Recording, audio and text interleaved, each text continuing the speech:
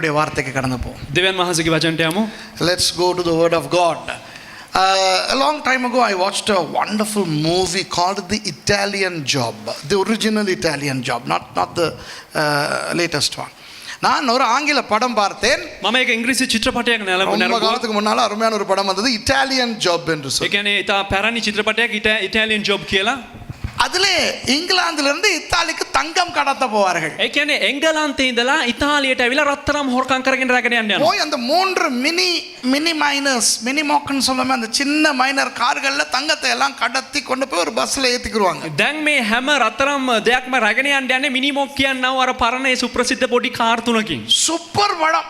ඒ කියන්නේ හොඳ ඉතා ඉස්තරම් චිත්‍රපටයක්. இட்டாலியன் ஜாப்னு பிறகு ஒன்று எடுத்தான் ஒரு சொரித்தனமான படம். அது இல்ல, ஒரிஜினல் இட்டாலியன் ஜாப். ඒ කියන්නේ ඉතාලියන් ජොබ් කියන චිත්‍රපටයේ පසු එකක් ගත්තා. ඒක නෙවෙයි ඇවිල්ලා කලින් ගත්ත පරණ චිත්‍රපටය. ஐயோ, அந்த படத்தை எத்தனை தடவை வேணாலும் பார்க்கலாம். ඒ කියන්නේ මේ චිත්‍රපටය ඕනෑම වෙලාවක් බලන්න පුළුවන්. The beautiful movie, the original Italian Job, where they use 3 Mini Coopers to steal some gold and my goodness, and then they drive those Mini Coopers into mini mocks, mini miners into a bus, and then finally the lovely thing about the movie is the climax. அந்த படத்தினுடைய அந்த முடிவு தான் அருமையா இருக்கும். ඒ චිත්‍රපටයේ අවසානයේ තමයි ඉතා ලස්සනට තිබෙන්නේ. அந்த பஸ் வந்து ஒரு பள்ளத்துல இப்படி நிக்கும். ඒ බස් රථය ඇවිල්ලා මේ පල්ලමක මෙහෙම තිබේ එල්ලිලා. ஒரு பக்கம் தங்கம், එක පැත්තක රත්තරන්, இந்த பக்கம் அந்த கடத்திட்டு போற ஆட்கள். අනිත් පැත්තේ ඒ හොරකම් කරන්න ගිය පුද්ගලයන්. அந்த விளிம்புல இப்படி பேலன்ஸ்ல நிக்குது அந்த பஸ். අර වේල්ල උඩ ඇවිල්ලා බස් එක මෙහෙම බැලන්ස් එකේ තිබෙනවා. You know the climax, right? The bus goes and it's balanced on a cliff, and the gold on one side and these the rogues, the culprits are on the other. இப்போ என்னன்னா இவங்க பஸ்ஸை விட்டு பாஞ்சாங்கன்னா දැන් මවුන් bus රථය හැරලා පැන්න නම් அவ்வளவு கஷ்டப்பட்டு களவெடுத்து அந்த தங்கம் போயிடும். ඒ කියන්නේ එතරම් අමාරුවේ හොරකම් කරපු රත්තරන් ටික නැති වෙනවා. அந்த தங்கத்தை எடுக்க முன்னால போனாங்கன்னா දැන් රත්තරන් ගන්න ඉස්සරහට ගියා නම් பஸ் அந்த பள்ளத்துல விழுந்து எல்லாம் செத்து போயிடுவாங்க. බස් එක පල්ලෙහාට ගිහලා ඔක්කොම මැරලා යනවා. விட்டுட்டு போகவும் முடியாது, අතහැරලා යන්නත් බෑ, அதை எடுக்கவும் முடியாது. ඒක ගන්නත් බෑ. அப்படியே தொங்கிக்கிட்டு இருக்கும்போது එහෙම මෙහෙම වැණීගෙන හෙල්ලිලා තියෙන නැලවිගෙන ඉන්නකොට அப்படியே சீட்ல உட்கார்ந்து பார்த்துக்கிட்டு இருக்க என்ன நடக்க போகுதுன்னு அடியில இருந்து மஞ்சள் எழுத்து போகுது. මම බලන් ඉන්නවා දැන් මොනවද වෙන්නේ යන්නේ කියලා. යටයි නම් කහ අකුර යනවා. ෂෝ එක ඉවරයි.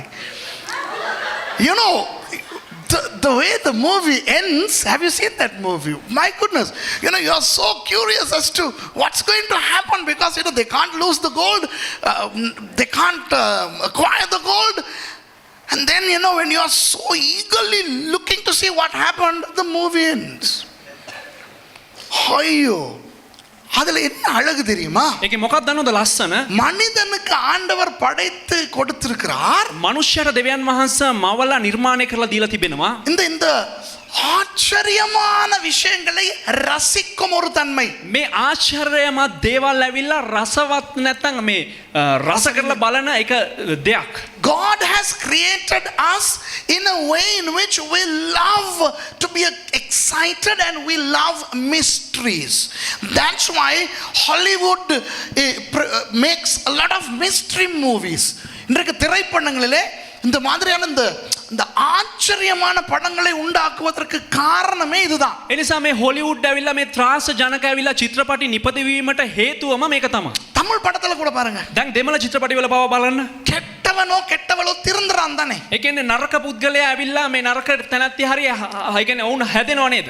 திருந்தி மனம் திரும்பி மன்னிப்பு கேட்கும்போது காட்டுவோம் வில்லன் போய்ட்டு எங்கயாவது கொண்டு வைப்போம். ඒ කියන්නේ පසුතැවිලි වෙලා ඇවිල්ලා හැදෙනකොට කොහෙද ඇවිල්ලා හතුරු ඇවිල්ලා කොහේ හරි ගිහලා බෝම්බයක් තියනවා. அதுக்கு பிறகு பயங்கரமான ஒரு கிளைமாக்ஸ் ஒன்னு காட்டுவோம். கதாநாயகன் விரட்டிக்கிட்டு போவாரு, அங்க குண்டு வெடிக்க போகுது. இங்க பாத்திருக்கீங்களா? ඊට පස්සේ භයානක පසුබිමක් තිබෙනවා චිත්‍රපටය ඇවිල්ලා ඉතින් බෝම්බ පිපිරෙනවා, සටන් තිබෙනවා, මේ වගේ තිබෙනවා. இதெல்லாம் பார்க்காம ஏன் ரட்சிக்கப்பட்டீங்க? அதெல்லாம் பார்த்த பிறகு வந்திருந்தா இந்த பிரசங்கம் விளங்கி இருக்கும். මේව බලන නැතුව ඒ ගැලවීම ලැබුවා. ඇවිල්ලා ඒව බලලා තමයි ගැලවීම ලබන්න ඕන.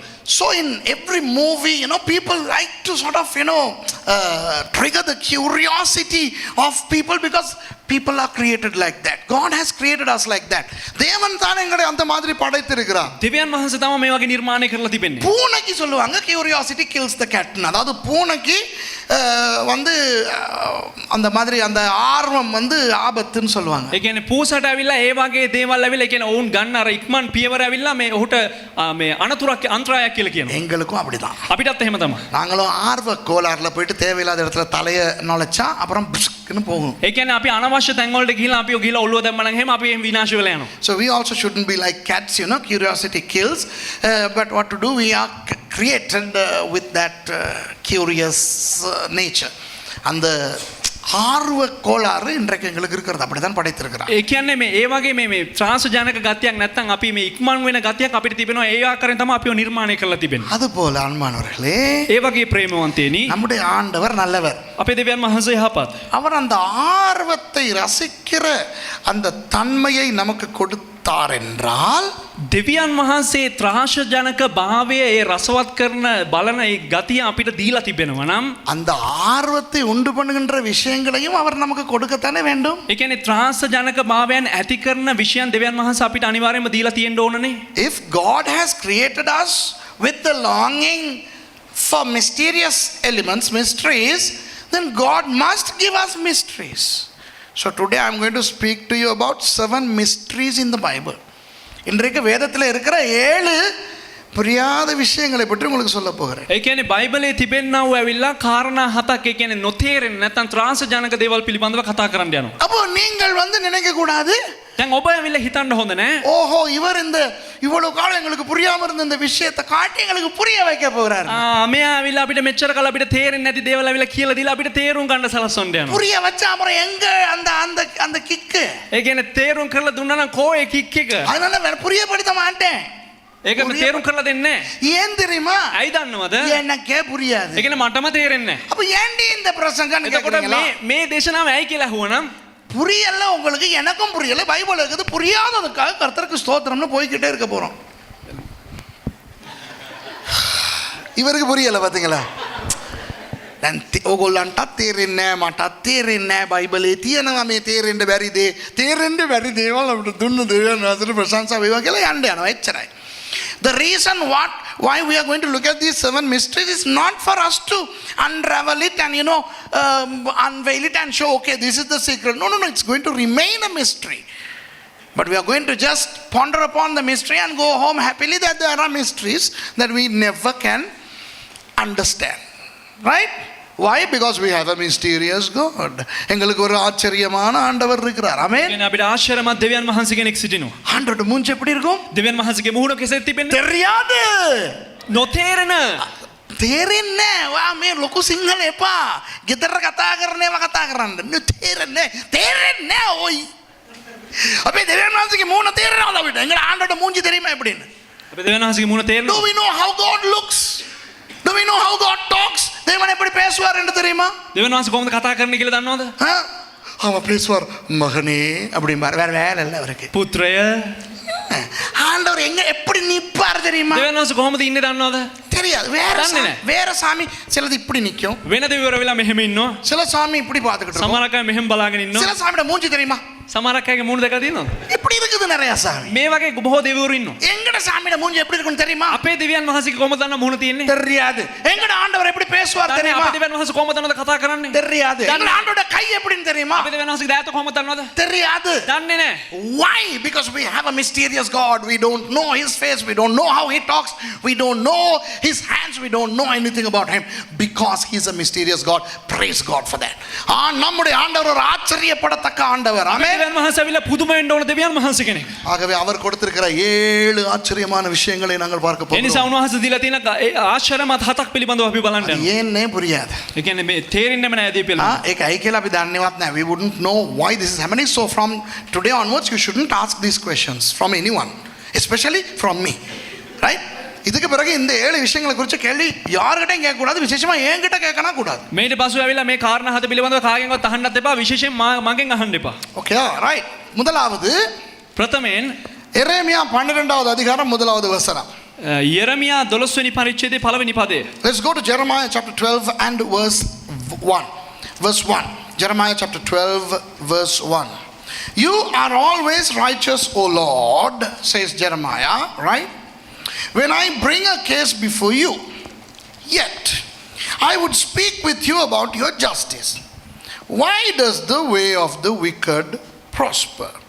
Why do all the faithless live at ease? ස්වාමින් වහන්සේ මා ඔබ සමග කාරණා කියන කල ඔබ ධර්මිෂ්ඨය. එහෙත් ඒ ගැන ඔබ සමග තර්ක කරන්නට කැමැත්තෙමි. දුෂ්ටන්ගේ මාර්ග දියුණු වන්නේත් තද ද්‍රෝහිකම් කරන සියල්ලන් සුවසේ සිටින්නේත් මක් නිසාද? கர்த்தாவே உம்மோடே நான் வழக்காட போனால் தேவரீர் நீதி உள்ளவராமே. ஆகிலும் உம்முடைய நியாயங்களை குறித்து உம்மோடே நான் பேசும்படி வேண்டுகிறேன். ஆகாதவர்களின் வழி வாய்க்கிறது என்ன? துரோகம் செய்கிறவர்கள் அனைவரும் சுகிக்கிறது என்ன? இப்போ எரேமியாவுக்கு ஒரு பெரிய பிரச்சனை. දැන් එරමියාට ලොකු ප්‍රශ්නයක්. அவர் ஆண்டவரிடத்துல சொல்லுகிறார், ඔහු දෙවියන් වහන්සේට කියනවා ஆண்டவரே நீர் நீதி உள்ளவர், දෙවියන් වහන්සේ ඔබ ධර්මිෂ්ඨයි. உம்மோட வழக்காட முடியாது. ඒ කියන්නේ ඔබත් එක්ක වාද කරන්න බෑ. என்றால் நீர் செய்தால் எல்லாம் சரியாய்த்தான் இருக்கும். ඒ කියන්නේ ඔබ වහන්සේ දෙයක් කරා නම් ඒක හරියට තමයි තියෙන්නේ. ஆனால் எனக்கு ஒரு பிரச்சனை இருக்கிறது ஆண்டவரே. ඒත් මට ප්‍රශ්නයක් තියෙනවා දෙවියන් වහන්සේ. இவ்வளவு நீதி உள்ள நீர் இருக்கத்தக்க දැන් මෙච්චර ධර්මිෂ්ඨ ඔබ ඉන්නකොට கெட்டவன் நன்றாய் இருக்கிறானே எப்படி? නරක පුද්ගලයා ඇවිල්ලා හොඳට ඉන්නවනේ කොහොමද? துரோகம் செய்கிறவன் சுபீட்சமாய் இருக்கிறானே எப்படி? ද්‍රෝහිකම් කරන පුද්ගලයා ඇවිල්ලා හොඳට සබලවත්ම ඉන්නවා ඒ කොහොමද? Jeremiah says, God, you are so righteous, nobody can question that. You are all wonderful, you are impartial, you are superb, but I have a huge problem. Why do the wicked prosper? Why do liars live happily? இது எங்களுக்கு ஒரு பெரிய பிரச்சனையா இல்ல? දැන් මේකට අපිට ලොකු ප්‍රශ්නයක් නෙමෙයිද? உண்மைதானே? ඇත්ත නේද?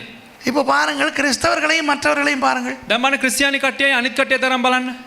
கிறிஸ்தவ ஊழியக்காரனையும் மற்ற பூசாரிமார்களையும் பாருங்க. ක්‍රිස්තියානි සේවකයා ඒ වගේම අනිත් පූජකිනුත් බලන්න. இந்த ஐயர்மார பார்த்திருக்கீங்க? දැන් අයියර්ලා දැකලා තියෙනවද?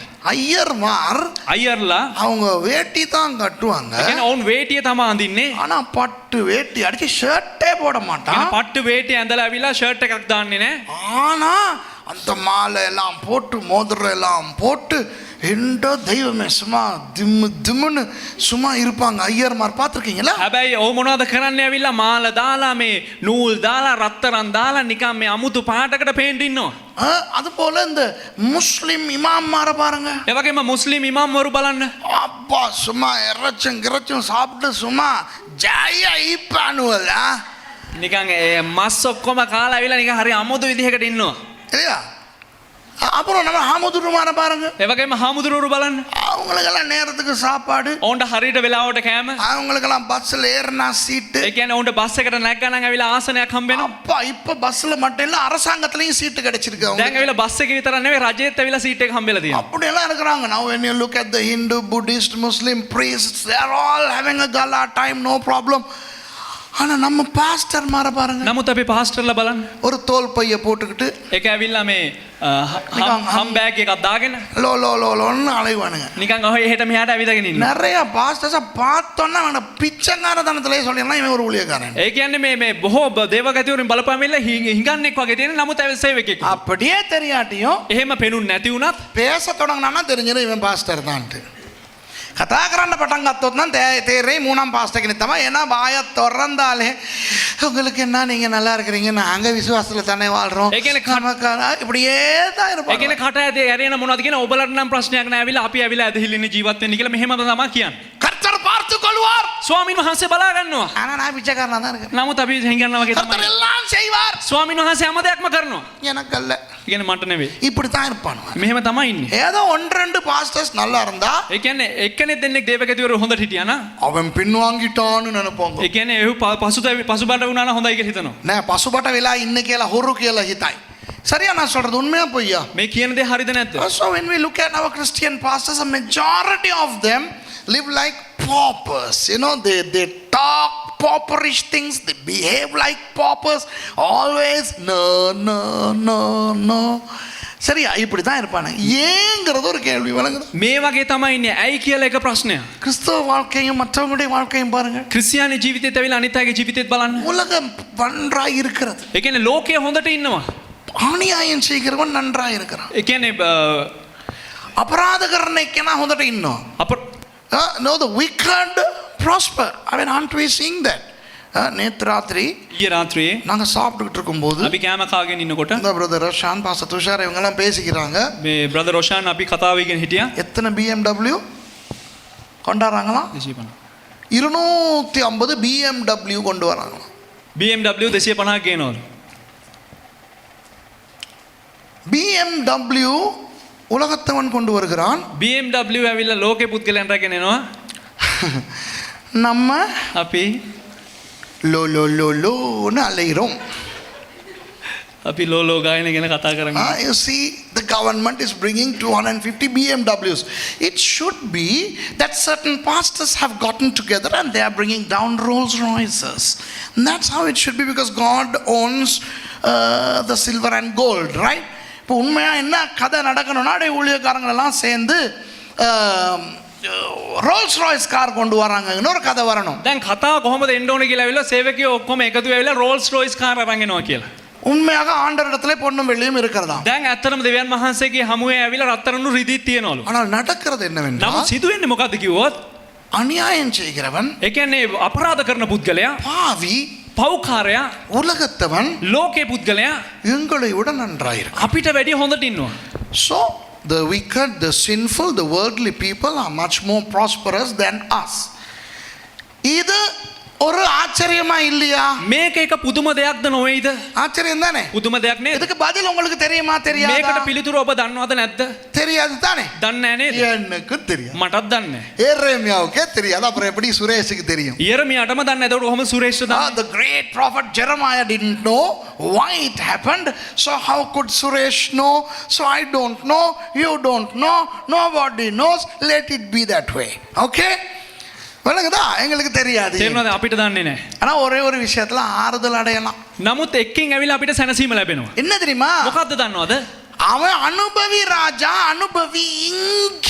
ඒ කියන්නේ මේ පුද්ගලයා කියනවා වෙලාව අත්විඳින්න කියලා කියනවා මේ දේවල්. மே செத்து போன பிறகு මරුණට පස්සේ பரலோகத்துக்கு போக போறது நாங்க. ස්වර්ගයට යන්න යන්නේ අපි. அங்க சந்தோஷமா இருக்க போறது நாங்க. ඒ කියන්නේ එහෙ සන්තෝෂෙන් ඉන්න அந்த යන්නේ අපි. ஒரு ஆறுதல் எங்களுக்கு போதும். ඒ කියන්නේ ඒ එක සැනසීම පමණක් අපිට So ඇති. the only hope we have is that when we go to God, we are going to be happy, we are going to be in heaven. So don't try to understand why they are prosperous, why we are not. But instead be happy and content that we have heaven before us. அதாவது இன்றைக்கு அவன் ஏன் நன்றாக இருக்கிறான், இவன் ஏன் உருப்பட்டிருக்கிறான், நாங்கள் ஏன் இப்படி இருக்கிறோம் என்று வேதனைப்படாமல், ඒ කියන්නේ ආයෙ ඇවිල්ලා ඔවුන් මෙහෙම ඉන්නවා වෙලා එයා හැදිලෙන්නේ නැහැ, මෙයා මෙහෙම ඉන්නේ කියලා අපි මේ දේවල් හොයන්නේ නැතුව நாங்கள் செத்தால் ஆண்டவரிடத்தில் போய் நன்றாக இருக்க போகிறோம் என்ற அந்த நிம்மதியிலே வாழ்வோம். ඒ කියන්නේ අපි මරුණත් ඇවිල්ලා දෙවියන් වහන්සේ ගාව ඉන්න යනවා කියන ඒ සැනසීමෙන් අපි ජීවත් වෙමු. போதும் என்ற மனதுடனே கூடிய தேவ பக்தியை மிகுந்த ஆதாயம். ඒ කියන්නේ ඇති කියන ඇති සෑහේ කියන සිතුවිල්ලක් සමග තිබෙන දේව භක්තිය ඉතා ලොකු ලාභයක් කියලා බයිබලයේ කියනවා. Godliness with contentment is great gain. Okay? அப்ப இனிமே மத்தவன் நல்லா இருக்கிறத பத்தி நீங்க யோசிக்க மாட்டீங்க. ඒ කියන්නේ අනිත් අය හොඳින් ඉන්නවා කියලා ඇවිල්ලා හිතන්න යන්නේ නැහැ. சரிதானே? හරි නේද? ஓகே, யோசிங்க என்கிட்ட வந்து கேட்றாதீங்க. ඒ කියන්නේ හිතුවන හිතන ඇවිල්ලා මං ඇවිල්ලා අහන්න එපා. Okay, so now let's stop worrying about other people having a good life. Now let's go to point number 2. இரண்டாவது காரியம் வந்து யோவான் දෙවෙනි කාරණාව ඇවිල්ලා යොහන් 3வது அதிகாரம் 8வது வசனம். තුන්වෙනි පරිච්ඡේදයේ 8වෙනි පදය. John chapter 3 and verse 8. John chapter 3 and verse 8. The wind blows wherever it pleases.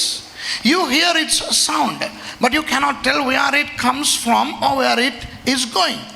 So it is with everyone born of the Spirit. උලඟ කැමැති තැනකට ගසයි. ඒ ශබ්දය නුඹට ඇසෙයි. නමුත් කොතනින් එන්නේද කියාවත් කොතැනට යන්නේ කියාවත් නුඹ දන්නේ නැත. ආත්මයන්ගෙන් ඉපද සිටින සියල්ලෝම එසේයයි කීසේක. காற்றானது தனக்கு இஷ்டமான இடத்திலே வீசுகிறது, அதன் சத்தத்தை கேட்கிறாய், ஆகிலும் அது இன்ன இடத்திலிருந்து வருகிறதென்றும் இன்ன இடத்திற்கு போகிறதென்றும் உனக்கு தெரியாது. ஆவியினால் பிறந்தவன் எவனோ அவனும் அப்படியே இருக்கிறான். ஆவியினால் பிறந்தவன் எது மாதிரி இருக்கிறான்? ඒ කියන්නේ ආත්මේ නිපදිලා ඉන්න අය කොයි වගේලුද ඉන්නේ? காற்று மாதிரி இருக்கிறான். ඒ කියන්නේ මේ සුළඟ වගේ සිටිනවා. The one who is born in the Spirit is like the wind. ஏன் இப்படி சொல்லப்படுகிறது தெரியுமா? ඇයි මෙහෙම කියන්නේ දන්නවද? ஆவியினால் பிறந்தவனுக்கு இன்னொரு பேர் இருக்குது. என்ன? ඒ කියන්නේ ආත්මේ නිපදුනට අය තවත් නමක් තිබෙනවා. What is another name for those who are born in the Spirit? சொல்லுங்க, யாரு? කවුද? ஆவியில பிறந்தவன் யார்? ආත්මික ඉපදුන අය කවුද? ஆவிக்குரியவன் யார்? ආත්මික අය කවුද? பௌத்தனா, இந்துவா, பௌத்த, கிறிஸ்தவன். Okay, கிறிஸ்டியானிக்காரன். the one who is born in the spirit is a Christian.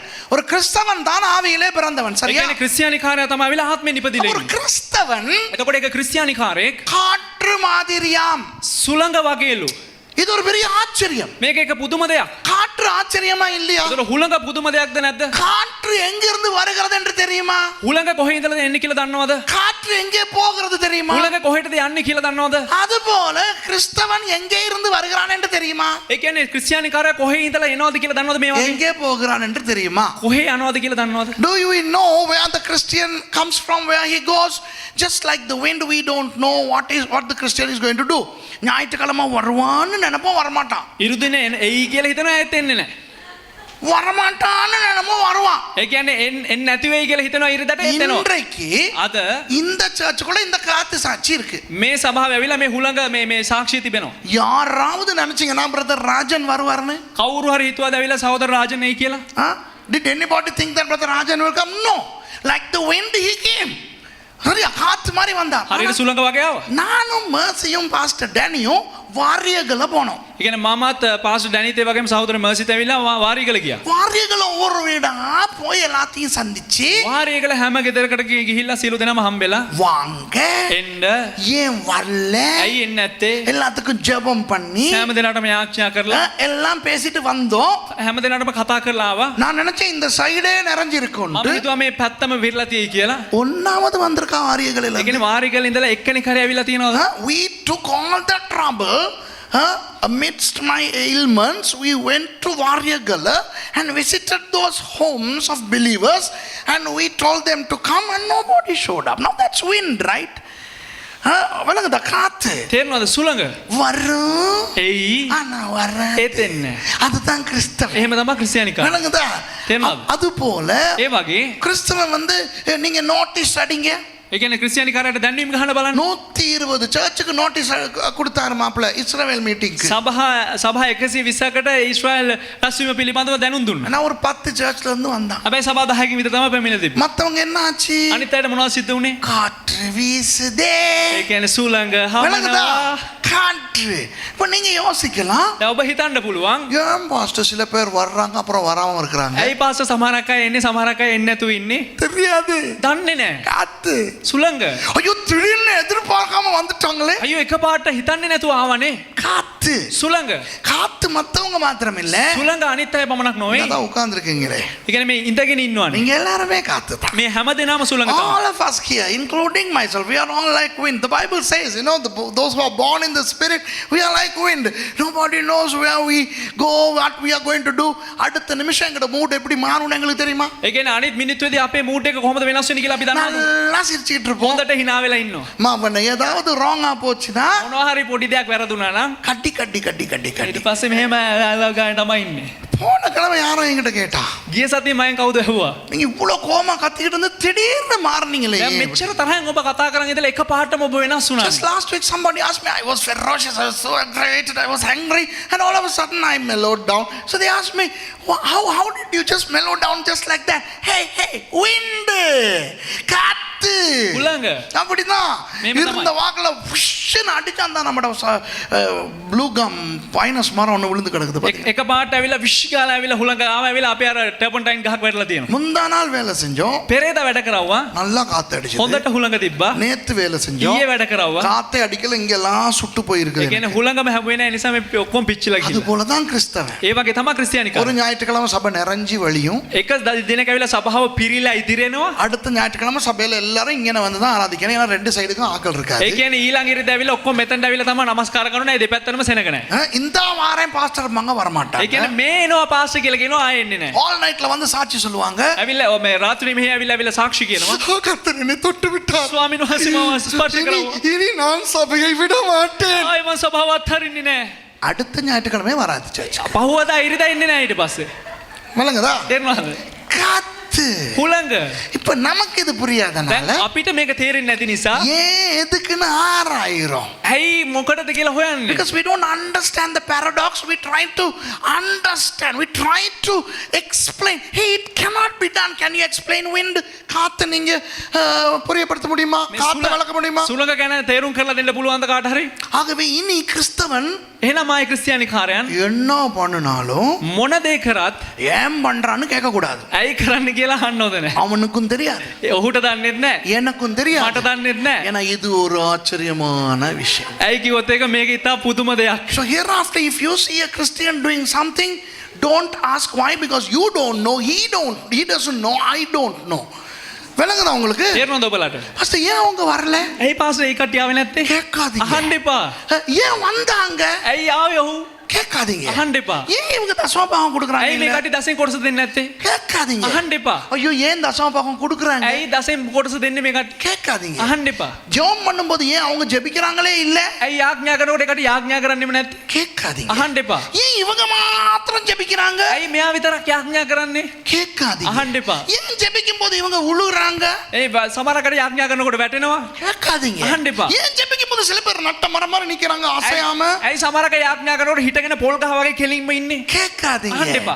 ஏன் சில பேர் ஜோக் சொல்லும் போது சிரிக்காம இப்படியே ඇයි பார்த்துட்டு සමහරක இருக்காங்க? විහිළු කතා කරනකොට hina වෙන්නේ නැතු මෙහෙම බලාගෙන ඉන්නේ? சில பேர் ஜோக் சொல்லாத போது ஏன் சிரிக்கிறாங்க? සමහරක ඇයි ජෝක් කියන්නේ නැති අවස්ථාව hina වෙන්නේ? சில பேர் பிரசங்கம் கேட்கும் போது ஏன் தூங்குறாங்க? සමහරක ඇයි දේශන අහනකොට නිදාගන්නේ? சில பேர் தூங்க வேண்டிய நேரத்துல ஏன் பிரசங்கம் கேட்கணும் ඇයි සමහරක අය නිදාගෙන ඉන්න ඕන වෙලාවෙ දේශන අහන්නේ? இதெல்லாம் ஒண்ணுமே இனி கேட்க கூடாது. ஓகே? මේවා ආයි කිසිම දෙයක් අහන්න හොඳ නැහැ. Don't ever ask anything about a Christian hereafter, because the answer is the Christian is a wind. Who says so?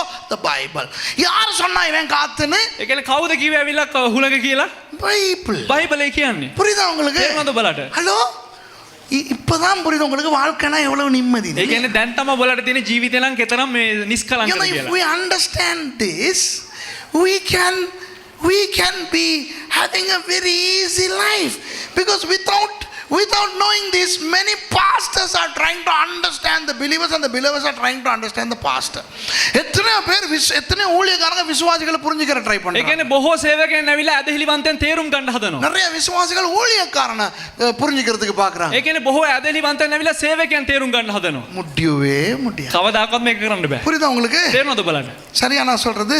හරිද මං කියන දේ? ஓகே, சோ இன்னையில இருந்து விடுதலை. ඒ නිසා ආද ඉඳලා නිදහස. So freedom from today. Don't worry about what Christian does, what just think another wind is blowing. விளங்குதா? ஏதாவது எந்த கிறிஸ்தவன் என்ன கூத்தாடினாலும் அட இன்னொரு காத்து வீசுதுன்னு பேசாம போய்கிட்டே இருக்க ඒ வேண்டியது. නිසා මොන ක්‍රිස්තියානිකාරයෙන් මොන දේ කරත් අන්න හුලඟක් හමුනා කියලා කරබගෙන යන්න තියෙන්නේ. சில நேரம் காத்து வீசும்போது என்னத்தையாவது அள்ளிக்கிட்டு வர்ற மாதிரி இருந்த வாக்குல சர்ச் நிரம்பி வழியும். ඒ කියන්නේ සමහරක් වෙලාවට හුලඟ හමනකොට ඇවිල්ලා එකපාරට එනකොට ඇවිල්ලා සමහරක් විට සභාව පිරෙයි. அதே மாதிரி காத்து வந்து இருக்கிறவங்கள அள்ளிக்கிட்டு போயிடும். ඒ සමහරක් වෙලාවට හුලඟ ඇවිල්ලා ඉන්න අයත් අරගෙන යයි. அதனால ஒன்னும் நீ கவலைப்படக்கூடாது. ඒ නිසා ආයේ කිසිම දෙයකට දුක් වෙන්න හොඳ නැහැ. ஹாப்பியா இருக்குல்ல? මේ නිදහස අයද තියෙනවනේ. ஹாப்பியா இருக்குதானே? සන්තෝෂයිනේ. இனி யாரையும் புரிஞ்சுக்கிற முயற்சிக்காதீங்க. ආයේ කවුරුත් කාවවත් ඇවිල්ලා තේරුම් ගන්න හදන්න එපා. ஈவன் புருஷன் மஞ்சாதி. ඒ කියන්නේ මේ ස්වාමි පුරුෂයා භාර්යාවත් එහෙම තමයි. Even husband and wife, if they are a Christian, don't try to understand. If you are married to a Christian spouse, you are married to the wind. நீங்க ஒரு ரட்சிக்கப்பட்ட ஆளை கல்யாணம் கட்டி இருக்கீங்கன்னா நீங்க ஒரு காத்த கல்யாணம் கட்டி ඒ இருக்கீங்க. කියන්නේ ඔබ ගැලවෙම ලබපු පුද්ගලයෙක් බඳලා තියෙනවා ඇවිල්ලා හුලඟක් බඳලා තියෙන්නේ. அது எங்க இருந்து வருது? ඒ කියන්නේ කොහේ ඉඳලා එයිද? என்ன வேகத்துல வருது? කොච්චර වේගෙන් එයිද? அது எந்த வேகத்துல உங்களை தாக்கும்? කොයි වේගෙන් ඇවිල්ලා ඔබට බලපෑමක් එල්ල කරයිද? அது தாக்கும் போது நீங்க விழுவீங்களா? ඒ බලපෑමෙන් ඔබ වැටෙයිද? இல்ல தென்றல் மாதிரி அப்படியே காத்து தடவிட்டு போகுமா? නැත්තම් ඇවිල්ලා මේ නිකන් මේ සෞම්‍ය ලෙස ඇවිල්ලා අපේ ඇඟේ ගැවසීගෙන යයිද? அப்புறம் அது எங்க போகுது? ඒක කොහෙටද ඊට පස්සේ යන්නේ? ஏன் போகுது? ඇයි යන්නේ? இனி எப்ப வரும்? ආයේ කොයි වෙලේද එන්නේ? ஒண்ணுமே தெரியாது. මොන දෙයක්වත් දන්නේ නැහැ. காத்து. සුළඟ. So hereafter we don't need to know anything about any Christian, because a Christian is a wind. Okay? The Bible says wind. It doesn't say whether it's a cyclone or tornado or a breeze, or it doesn't. It just says wind. So it could be anything or everything. விளங்குதா? இது காற்றுன்னு தான் சொல்லுது. මේ ஒரு සුළඟ කියනවා හැරෙන්න බයිබලේ. புயலா, මේ සුලි සුළඟක්ද? சூறாவளியா, නැත්තම් කුණාටුවක්ද? இதுன்னா சொல்லல. මේව දෙයක් මේවා කියන්නේ. எல்லாமாயும் இருக்கலாம். எல்லாமாயும் ඒ இருக்கலாம். කියන්නේ හැම දෙයක්ම තියෙන්න පුළුවන්. தென்றல் மாதிரி வந்துட்டு கட்டசில சூப்ஸ்க்கு அடிக்கலாம். නිකන් හෙමීට සෞම්‍ය ලෙස ඇවිල්ලා එකපාරට කඩාගෙන එන්න පුළුවන්. வந்துட்டு கிட்ட வந்துட்டு அடங்கலாம். ඒ කියන්නේ එකපාරට හයියෙන් ඇවිල්ලා ළඟ නිකන් දැවටෙන්න පුළුවන්. Mystery. This is a great mystery. The greatest mystery that we have in our homes, in our church, is the mystery called the Christian, who is like a wind. கிறிஸ்தவன் தான் காத்து. ක්‍රිස්තියානි කාර්යය තමයි හුළඟ. மூணாவது ஆச்சரியம். තුන්වෙනිව පුදුම දේ. The third one is found in Romans chapter 11 and verse 33. ரோமர் 11வது அதிகாரம் 33வது வசனம். நான் நினைக்கிறேன் இதுக்கு பிறகு கொஞ்சம் பிரச்சனை தீரும்னு நினைக்கிறேன் இங்க குடும்பங்கள். රෝම 11 වෙනි පරිච්ඡේදය 33 වෙනි පදේ මම හිතනවා මේට පස්සේ පවුල් වල ප්‍රශ්න විසඳෙයි කියලා. இனி துஷார நீங்க எங்க வேணா ரவுண்ட் அடிச்சிட்டு வரலாம். ඒ කියන්නේ මම ඊළඟට දැන් කොහේ හරි ගිහලා රවුම් ගහලා එන්න පුළුවන්. ரெபேக்கா கேக்கும். රෙබේකා හයි. எங்க போயிட்டு வரீங்க? කොහේ ගිහලා ඉන්නේ? காத்து. සුළඟ. Hereafter Pastor Tushar will go somewhere, anywhere, and he can come later. When Rebecca asks, where did you go? Wind. ஏன் தலை போதோ தெரியலப்பா. ரோமன்ஸ் சாப்டர் 11 verse 33 கேவாண்ட ரோமர் 11ஆம் அதிகாரம் 33வது வசனம். රෝම 11 වෙනි පරිච්ඡේදය 33 වෙනි පදය. අහෝ දෙවියන් වහන්සේගේ ප්‍රඥාවෙන් දැනගැන්මෙත් බහුලත්වය කොපමණ ගැඹුරද? උන්වහන්සේගේ විනිශ්චයන් සොයා දැනගැන්මත් උන්වහන්සේගේ මාර්ගයන් තේරුම් ගැනීමත් කොපමණ අමාරුද? தேவனுடைய ஐஸ்வர்யமும் என்ன சரி வாசி. தேவனுடைய ஐஸ்வர்யமும் ஞானம் அறிவு என்பவைகளின் ஆழம் எவ்வளவாக இருக்கிறது. அவருடைய நியாய தீர்ப்புகள் அளவிடப்படாதவைகள், அவருடைய வழிகள் ஆராயப்படாதவைகள்.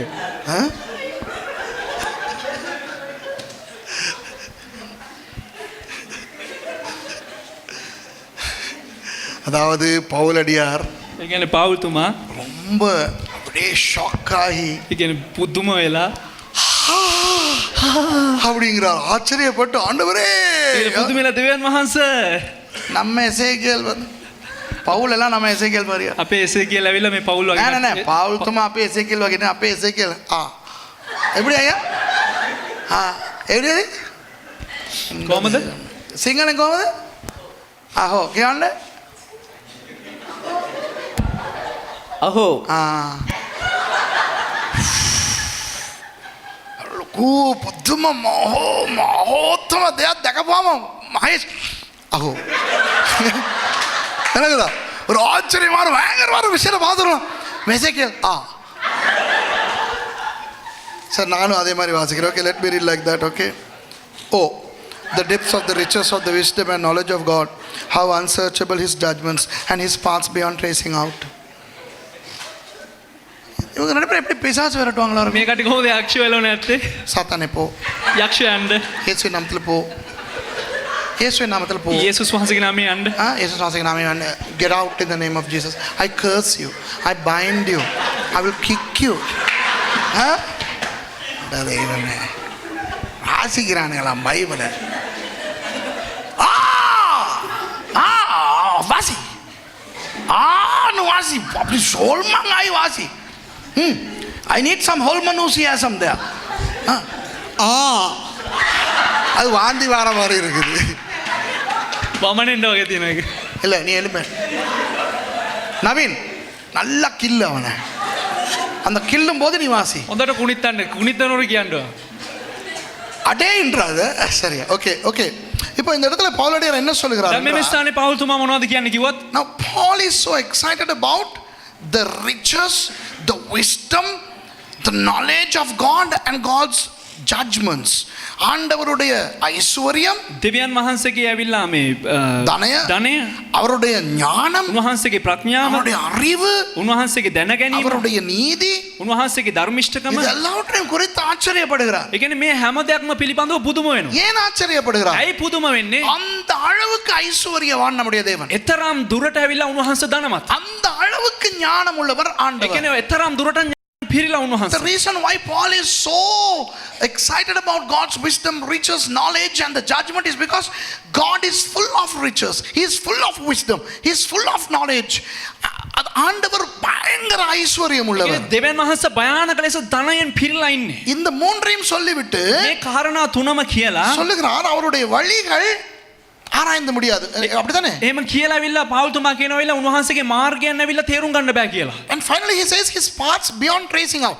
So பவுலடியார் என்ன சொல்லுகிறார் தெரியுமா? පාවුල්තුමා මොනවද දන්නවද කියන්නේ? ஐயோ ஆண்டவருக்கு பயங்கர ஞானம் இருக்கிறது. දෙවියන් වහන්සේ මහා භයානක ලෙස ප්‍රඥාව තියෙනවා. ஆனால் சில விஷயங்களை பார்த்தால் නමුත් සමහර දේවල් බැලුවා නම් ஏன் அது அவருக்கு தெரியாமல் போயிற்றா என்ற ஒரு ஆச்சரியம். ඇයි උන්වහන්සේට ඒ දේ දන්නේ නැතුව ගියේ කියන එක අපිට පුදුමයක් ஒரு වෙනවා. உதாரணம், එක උදාහරණයක්. ஏவாள் பழத்தை சாப்பிட போறான்னு தெரியுமா தெரியாதா? දැන් ඒවා ඒ පළතුරු අනුභව කරන්න යනවා කියලා දන්නවද නැද්ද? தெரியும். දන්නවා. தெரிந்தும் விட்டார். ஏன்? දැනගෙනත් අතහැරියා. ඇයි ඒ? ஒரு தேவதூதன் பிசாசாய் மாறப் போகிறான் என்று ஆண்டவருக்கு தெரியுமா தெரியாதா? දෙවියන් වහන්සේට දන්නේ නැද්ද ඒක දේවදූතයෙක් ඇවිල්ලා යක්ෂයා ලෙස මාරු වෙන්න යනවද කියලා? தெரிந்தார். தெரிந்தது. දැනගෙන හිටියා. தெரிந்தும் விட்டார். උන්වහන්සේ දැනගෙනත් අතහැරියා. உலகம் இந்த மாதிரி இருக்க போகிறது என்று ஆண்டவருக்கு தெரியுமா ඒ தெரியாதா? කියන්නේ ලෝකයේ මේ වගේ මෙහෙම තියෙන්න යනවා කියලා දෙවියන් වහන්සේට දන්නේ නැද්ද? தெரிகிறது. දන්නවා. උන්වහන්සේ தெரிந்தும் அனுமதிக்கிறார். දෙවියන් වහන්සේට තේරිලත් උන්වහන්සේ දේ අනුමත කරනවා. ஆண்டவர் தெரியாம செஞ்சிட்டாரோ? දෙවියන් වහන්සේ දන්නේ නැතුව කරාද? தெரியாம செஞ்சிட்டாரான்னு கேட்கிற நிறைய கேள்விகள் நமக்கு இருக்கு தானே. ඒ කියන්නේ දන්නේ නැතුව කරාද කියන බොහෝ ප්‍රශ්න අපිට තියෙනවා. அதுதான் பவுல் சொல்லுகிறார். ඒක තමයි පාවුල්තුමා There are කියන්නේ. so many things that we wonder. Did God really not know that it's going to happen this way? Did God not know that Eve was going to eat the fruit? And did he not know that the angel was going to betray and become the devil? And did God not know that people would rebel? And I mean, why did God? I mean, this is a question that we have, right? எங்களுக்கு இருக்கிற ஒரு கேள்வி அப்படிதானே? අපිට තියෙන ප්‍රශ්න මේ වගේ. එහෙම නේද? அதுதான் பவுலுக்கு இருக்கிறது. ඒක තමයි පාවුල්තුමාට அது තිබෙන්නේ. ஆண்டவரிடத்துல அவ்வளவு ஐஸ்வர்யம் இருக்கிறது. දෙවියන් වහන්සේ මෙච්චර ධනවත් ஏன் அதை எங்களுக்கு கொட்டி கொடுக்காமல் இருக்கிறார்? ඇයි අපිට උන්වහන්සේ ඒ දේවල් ඔක්කොම හලන්නේ නැත්තේ දාන්නේ නැත්තේ අපි මත? இன்னும் ஒரு கேள்வி. ඒක තවත් එක The ප්‍රශ්නයක්. other question is, God has so much riches and then he's not pouring those riches on us. Why? ஏன் எங்களுக்கு கொடுக்காமல் ඇයි இருக்கிறார்? දෙවියන් වහන්සේ අපිට දෙන්නේ නැතුව ඉන්නේ? புரியுதா உங்களுக்கு? තේරුණාද ඔබට? இது புரியாது என்று பவுல் சொல்கிறார். මේක තේරෙන්නේ නැහැ කියලා පාවුල්තුමා කියනවා. அவருடைய வழிகளை நாங்களால் புரிந்து கொள்ள முடியாது. ඒ කියන්නේ උන්වහන්සේගේ මාර්ගයන් අපිට තේරුම් ගන්න බෑ. Paul says we don't know why God is doing those things because his judgments, his ways are untraceable. We cannot understand them. சரியா? இப்ப புரியுதா உங்களுக்கு? දැන් තේරුණාද ඔබලාට? அடுத்தது நாலாவது මීළඟ දේ හතරවෙනි කාරණාව. ஒரு அருமையான ஒரு விஷயம் 1 கொரிந்தியர் 15வது அதிகாரத்தில் இருக்கிறது. ඒක ලස්සන දෙයක් ඇවිල්ලා 1 කොරින්ති 15 වෙනි පරිච්ඡේදයේ 51 වෙනි පදේ 1 තියෙනවා. Corinthians chapter 15 and verse 51. 51வது வசனம் வாசிங்க. 15:51. 1 කොරින්ති 15 වෙනි පරිච්ඡේදයේ 51 වෙනි පදය. Listen, says Paul, I tell you a mystery. We will not all sleep, but we will all be changed. இதோ ஒரு ரகசியத்தை உங்களுக்கு அறிவிக்கிறேன். நாம் எல்லாரும் நித்திரை அடைவதில்லை. ஆகிலும் கடைசி எக்காலம் தொனிக்கும் போது ஒரு நிமிஷத்திலே ஒரு இமை பொழுதிலே நாம் எல்லாரும் மறுரூபமாக்கப்படுவோம். මෙන්න නුඹලා රහසක් කියමි. අපි සියල්ලෝම නොසැතපෙමුව. නමුත් අන්තිම හොරණා පිමින කල මොහොතකින් ඇසිපිය හෙළන ෂණකින් අපි සියල්ලෝම වෙනස් කරනු ලබන්නෙමුව. මක්නිසාද හොරණා පිමුණු ලබන්නේය. එකල මලහව නොදින්න ස්වභාවයෙන් යුක්තව නැගිටිනු ලබන්නෝය. In a flash, in the twinkling of an eye, at the last trumpet, for the trumpet will sound, the dead will be raised imperishable and we will be changed. பவுலடியார் எதை பற்றி பேசுகிறார் தெரியுமா? පාවුල්තුමා කුමක් ගැන දන්නවද කතා කරන්නේ? சபை எடுத்துக்கொள்வதை பற்றி සභාව பேசுகிறார். ඔසවා ගන්න එක පිළිබඳව. Paul is talking about the rapture. You know, the rapture has never ever happened in history. இந்த சபை எடுத்துக்கொள்ளப்படுதல் இந்த உலகத்திலே சரித்திரத்திலே நடக்கவே இல்லை. ඒ කියන්නේ ලෝක ඉතිහාසය ඇවිල්ලා සභාව ඔසවා ගන්න එක සිදු වෙලාම නැහැ. வேதத்திலே ஏனோக்கு என்ற ஒருவர் இருந்தாராம். ඒ කියන්නේ බයිබලයේ ඇවිල්ලා ඒනොක් කියලා පුද්ගලෙක් හිටියා. 365 வருஷங்கள் அவர் வாழ்ந்து விட்டு ඒ කියන්නේ අවුරුදු 365ක් ජීවත් වෙලා அவர் அப்படியே எடுத்துக்கொள்ளப்பட்டாராம். ඒ කියන්නේ ඔහු එහෙම්මම ඔසවා ගත්තලු ඉහළට. சரி, அது நீ வேதத்துல இருக்கிறது. හරි ඒක බයිබලයේ තිබෙනවා. எலியா இருக்கிறார். ඊට පස්සේ එලියා ඉන්නවා. ஒரு நாள் எலியாவை அப்படி ஒரு சுழல் காற்று மாதிரி வந்து எடுத்துக்கொண்டு போய் விட்டது பரலோகத்துக்கு. එක දවසක් ඇවිල්ලා ස්වර්ගයට ඇවිල්ලා එලියාව එක සුලිසුලඟක් වගේ ඇවිල්ලා එහෙම අරගෙන ගියා. இதெல்லாம் அந்த காலத்துல நடந்த சம்பவங்கள். මේවා ඇවිල්ලා ඒ කාලේ සිද්ධ වුණා වූ සිද්ධීන්. ஆனால் எங்களுக்கு இந்த சபை எடுத்துக்கொள்ளப்படுவது வந்து ஒரு பெரிய குழப்பமாக இருக்கிறது. දැන් ඇවිල්ලා අපිට මේ සභාව ඔසවා ගන්න එක ඇවිල්ලා අපිට ප්‍රශ්නයක් වෙලා තියෙනවා. எப்படி நடக்கும்? කොහොමද සිද්ධ වෙන්නේ? எப்ப நடக்கும்? කවදද සිද්ධ වෙන්නේ? நாங்க உடுப்போட ඒ போவோமா කියන්නේ අපි ඇඳුම් එක්ක යනවද? அல்லது இந்த உடம்போட போவோமா? නැත්නම් මේ ශරීරයත් එක්ක යනවද? செத்து போனவங்க முதல்ல எழும்புவாங்கன்னு சொல்லுது. ඒ කියන්නේ මැරුණා අය ඉස්සල්ලාම නැගිටිනවා அப்ப කියනවනේ. அவங்களை எரிச்சிட்டா அந்த சாம்பல் எல்லாம் இல்லையே. එතකොට ඔවුන් පුච්චවුවා නම් ඒ අලු එහෙම නැහනේ. புதைச்சிட்டா அந்த இடத்துல இப்ப வேற யாரையெல்லாம் புதைச்சிருக்காங்களே. දැන් වලලවුවා නම් එතන වෙන කවුරු හරි වල්ලලා තියෙනවනේ. இந்த சபை எடுத்துக் கொள்வதை குறித்து இப்படி நமக்கு புரியாத விஷயங்கள் මේ இருக்கின்றன. වගේ සභාව ඔසවා ගන්න එක පිළිබඳව ඇවිල්ලා බොහෝ කාරණා තිබෙනවා තේරෙන්නේ නැති. So just apart from the two incidents that we know about Enoch and Elijah who were taken up by God, now that we find in the Old Testament which transpired thousands of years ago. Otherwise we don't know anything about what Paul is talking about rapture. We don't know whether we are going to be caught up with the clothes that we are wearing. I don't know. I mean, many people don't know anything about rapture. Now that's why Paul is saying it is a mystery. அது ஒரு ஆச்சரியமான, அதுக்கு என்ன சொல்றார்? அது ஒரு ரகசியம். அது கீழே தமிழ்ல என்ன சொல்லுது? இது ஒரு ரகசியத்தை, மிஸ்ட்ரி, ஒரு ஆச்சரியமான ஒரு விஷயம், ඒක පුදුම උදයක්. புரிந்து கொள்ள முடியாத ஒரு விஷயம். තේරුම් ගන්න බැරි දෙයක්. This is something that we cannot understand because it's a mystery. ஆகவே அதை புரிஞ்சு கொள்ள ட்ரை பண்ணாதீங்க. ඉතින් මේ පුදුම දේ ඇවිල්ලා අපි තේරුම් ගන්න බෑ. තේරුම් ගන්න හදන්නත් එපා. சில பேர் සමහරක් අය நினைக்கிறார்கள் இந்த நித்திரை செய்து கொண்டிருந்தால் எடுத்துக்கொள்ளப்பட மாட்டார். සමහරක් අය හිතනවා ඇවිල්ලා මේ නිදාගෙන හිටියනම් ඇවිල්ලා ඔසවා ගන්නේ නැහැ කියලා. சபை எடுத்துக்கொள்ளப்படும் பொழுது நித்திரை செய்து கொண்டிருக்க கூடாது. ඒ කියන්නේ සභාව ඔසවා ගන්න අවස්ථාවේදී නිදාගෙන ඉන්න ඕන Some නැහැ. people think that one should not be asleep when the rapture happens because he'll be left behind. Some people say you shouldn't be watching a movie because you'll be left behind. சில பேர் சொல்லுவாங்க நீங்க படம் கிடம் பார்த்துக்கிட்டு இருந்தீங்கன்னா நாசம் விட்டுட்டு போயிடுவார். සමහරක් අය කියන ඇවිල්ලා චිත්‍රපටයෙන් බලාගෙන හිටියනම් විනාශය ඇවිල්ලා දෙවියන් වහන්සේ ඔබ අත්හැරලායි කියලා. இப்படி பயங்கர புல்டா போண்டா கஞ்சா கப்ஸா விட்றானுங்க. මේ වගේ බොරු ඕන තරම් කියනවා. இதெல்லாம் நம்ம பேசக்கூடாது. මේ දේවල් අපි කතා කරන්න හොඳ ஏன் தெரியுமா? ඇයි දන්නවද? தெரியாது. දන්නේ නැති නිසා. We don't know to talk about rapture over and above what the Bible says. The only thing about it is that it is true and it will happen. அது உண்மை, அது நடக்கும். ඒක සත්‍යයි, ඒක අත්ත වශයෙන්ම සිද්ධ වෙන්නේ. அதற்கு ஆயத்தமாக இருக்க வேண்டும். ඒකට සූදානමින් ඉන්න අවශ්‍යයි. எப்படி ஆயத்தமாக இருக்கிறது? කොහොමද සූදානම් වෙන්නේ? ஆண்டவராகிய இயேசுவை ஏற்றுக்கொண்டு விட்டோம். දෙවියන් වහන්සේ යේසුස් වහන්සේව පිළිගත්තා. அவருடையவர்களாக வாழ்வோம். அதுவே போதும். වහන්සේගේ ආය වශයෙන් අපි ජීවත් වෙමු. මේක වෙනම We දෙයක්. are Christians. We have Jesus in our lives. Let's live like this. And the Lord will take us. That's what the Bible says. We don't need to kill ourselves trying to understand how, when, why this rapture is going to happen. இந்த rapture எப்போ, சபை எடுத்துக்கொள்ளப்படுதல் எப்போ நடக்க போகிறது, எப்படி நடக்க போகிறது, எந்த இடத்துல நடக்க போகிறது என்று மண்டையை போட்டு குழப்பிக் கொள்ள வேண்டிய ඒ කියන්නේ මේ அவசியம் ඔසවා ගැනීම කවද්ද සිදු වෙන්නේ, කොහොමද සිදු වෙන්නේ, කොයි වෙලාවෙද සිදු වෙන්නේ, කොයි ස්ථානෙද සිදු වෙන්නේ කියලා අපිට දැනගන්න අපිට මේ තැවෙන්න අවශ්‍යතාවයක් නැහැ. ஏனென்றால் அது ஒரு ரகசியம், அது ஒரு ஆச்சரியமான ඇයි කිව්වොත් ඒක රහස් දෙයක්, නැත්නම් ඒකේ ආශ්චර්යමත් පුදුම දෙයක්. ஒன்றே ஒன்று, එකම එක දෙයයි. அது நடக்கும், අනිවාර්යයෙන් මේක සිද්ධ වෙනවා. நடந்தே தீரும். සිද්ධ වෙලාම හමාර වෙනවා. We believe in the rapture and the rapture will take place. That's all we know. Okay? அடுத்தது ஐந்தாவது காரியம். මීළඟට පස්වෙනි කාරණාව எபேசியர் 5ஆம் அதிகாரம் 32வது வசனத்துல இன்னும் ஒரு பெரிய ரகசியம் இருக்கிறது. එපිස පස්වෙනි පරිච්ඡේදයේ 32 වෙනි පදයේ තවත් එක රහසක් තිබෙනවා. Ephesians chapter 5 and verse 32. வாசிங்க. இந்த ரகசியம் பெரியது, நான் கிறிஸ்துவை பற்றியும் சபையை பற்றியும் சொல்லுகிறேன். මේ රහස මහත් නමුත් මම ක්‍රිස්තුස් වහන්සේ ගැනත් සභාව ගැනත් කතා කරමි. However, this is a profound mystery. But I'm talking about Christ and the church. என்னது இந்த பெரிய ரகசியம்? මොකද්ද මේ විශාල රහස? 23வது வசனத்தை வாசிங்க. 23 වෙනි පදේ කියවන්න. Verse 23. கிறிஸ்து சபைக்கு தலையாயிருக்கிறது போல புருஷனும் மனைவிக்கு தலையாயிருக்கிறான், அவரே சரீரத்துக்கும் இரட்சகராயிருக்கிறார். சரி, இந்த வசனங்களை நீங்கள் பிறகு வாசித்து பார்த்தால் මේ වචන අපි පසුව කියවලා බැලුවා නම් பவுலடியார் என்ன தெரியுமா சொல்லுகிறார்? පෞල්තුමා මොනවද දන්නවද කියන්නේ?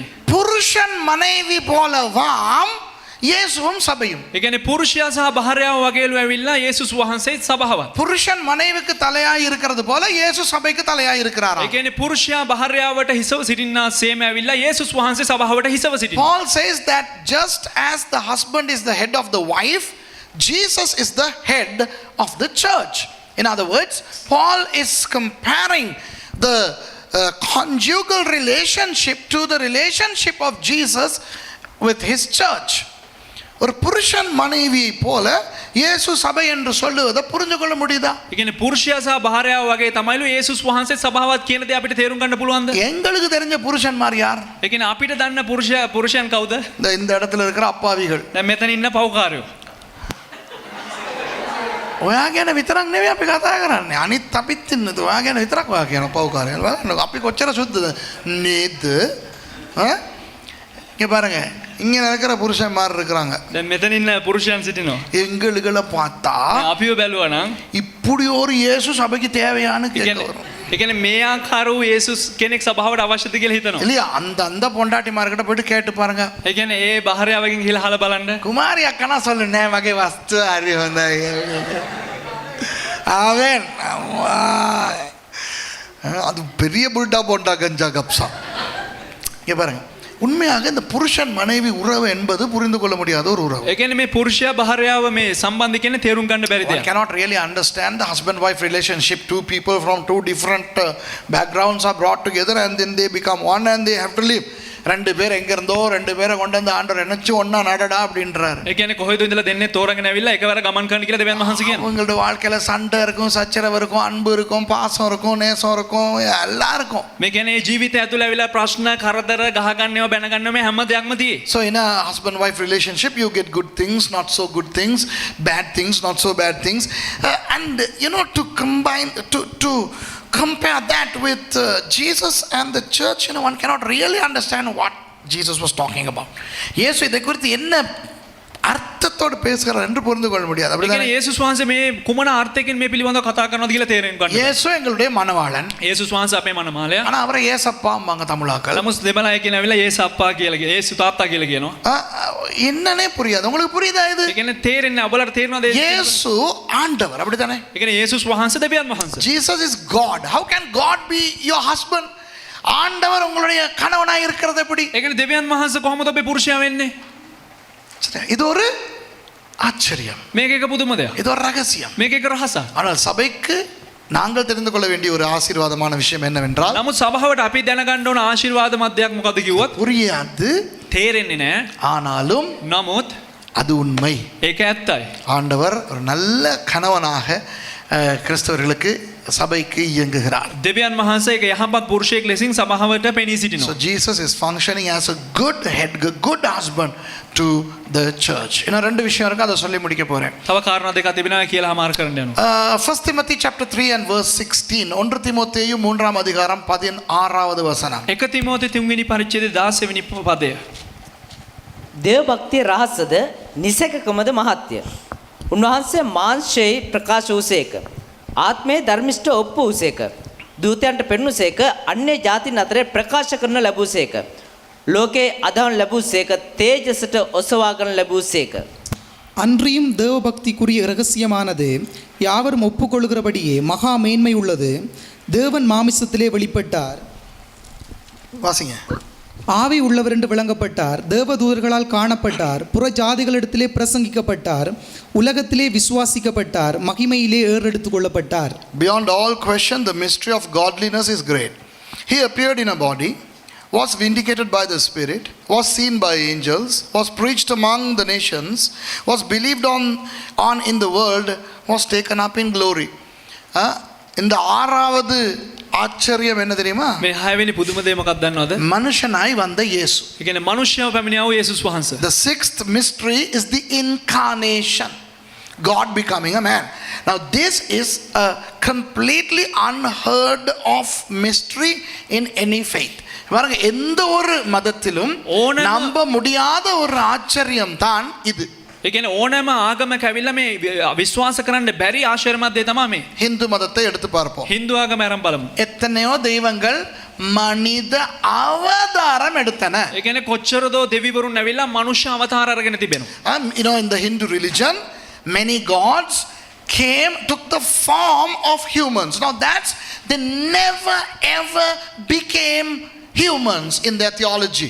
அவர்களுடைய இறையியலில் எந்த ஒரு தெய்வமும் மனுஷனாக வரவில்லை. ඒ කියන්නේ ඔවුන්ගේ දේව ධර්මයට අනුව කිසිම දෙවි කෙනෙක් ඇවිල්ලා මිනිසෙක් වෙලා ඉපදුනේ නැහැ. மனுஷனை போல வந்தார்கள். මිනිසයන් වගේ පැමිණියා. மனுஷனை போல காட்சியளித்தார்கள். මිනිසයන් වගේ පෙන්눔 කරනු ஆனால் ලැබුවා. அவர்கள் தெய்வங்களாகவே இருந்தார்கள். නමුත් ඔවුන් දෙවිවරුන් වගේ සිටියා. They came like human beings, but they remained deities.